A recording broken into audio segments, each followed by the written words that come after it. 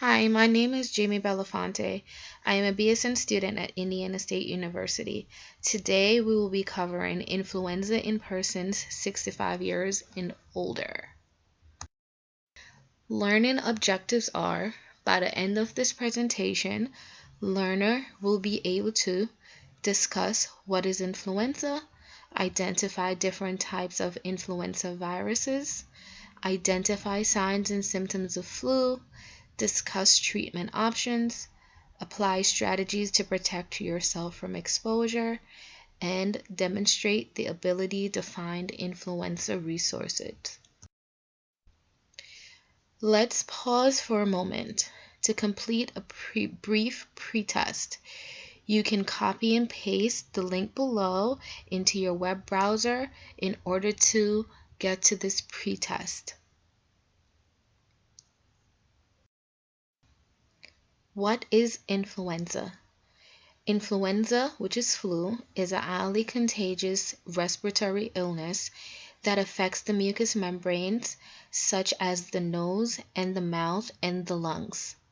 The virus spreads by droplets when a person infected refrains from covering coughs and sneezes and also talks. The secretions then enters another person's nose or mouth that is close by.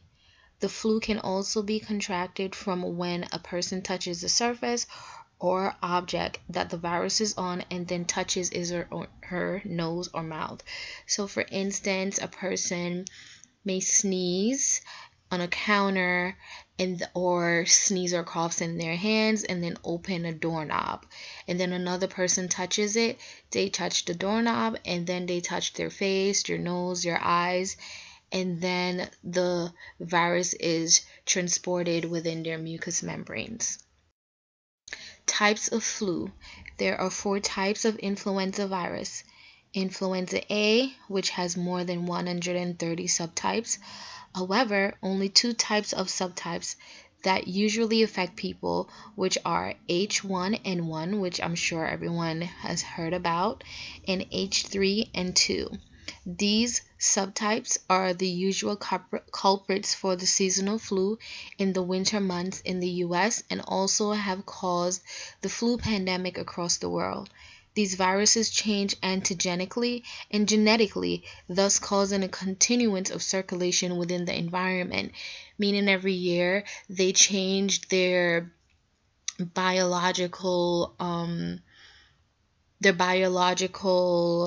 structure. So every year they change. So because of this, they have to get a different flu vaccine every year based upon this transition. Another type is influenza B. There are no subtypes, but instead are classified into 2 lineages.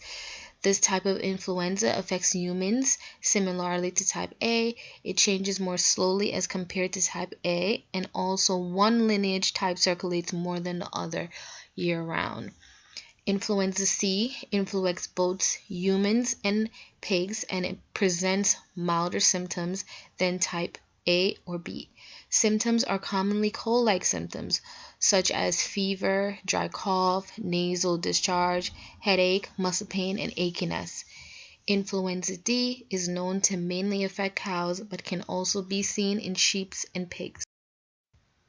Signs and symptoms of influenza. Signs and symptoms can range from mild to severe, which can also lead to death. Onset is sudden and can last for 1 to 4 days. Symptoms include headache, muscle or body ache, cough, up to 3 to 4 days in duration, sore throat, runny nose, fatigue, or chills. It is important to know that older adults may or may not present with a fever once flu is contracted. People are most contagious in the first 3 to 4 days from first exposure. Diagnosis is based upon experienced symptoms.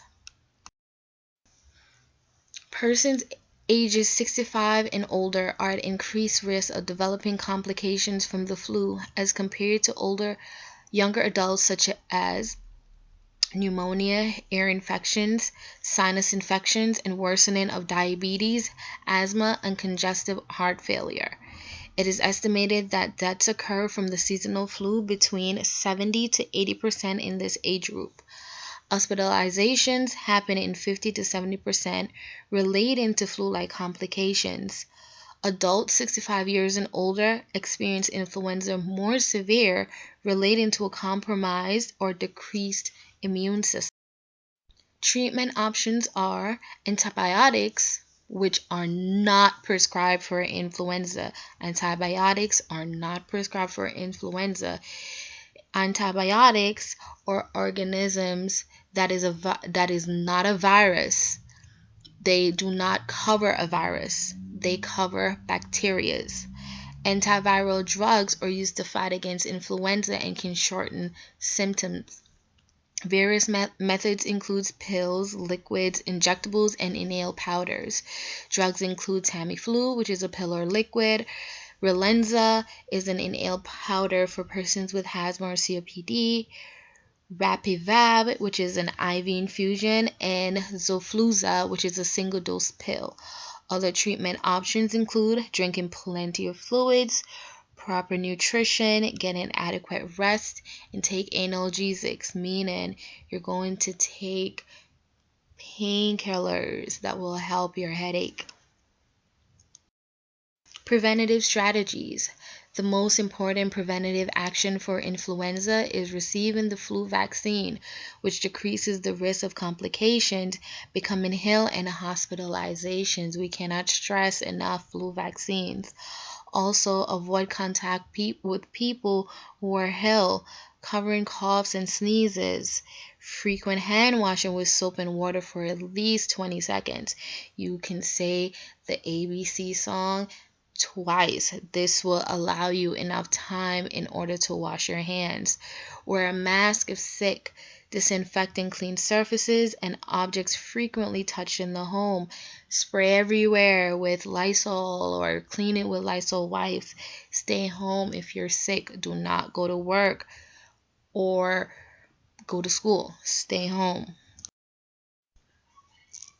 Where can I receive further information regarding the flu?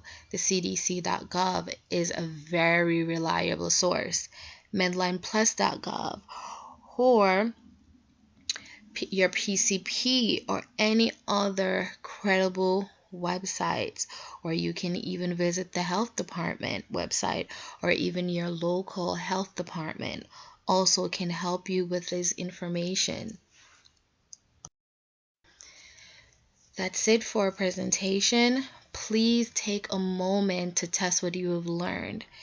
There is a link below. You can copy and paste it within your web browser. Please do this in order to find out if your learning was effective. Thank you.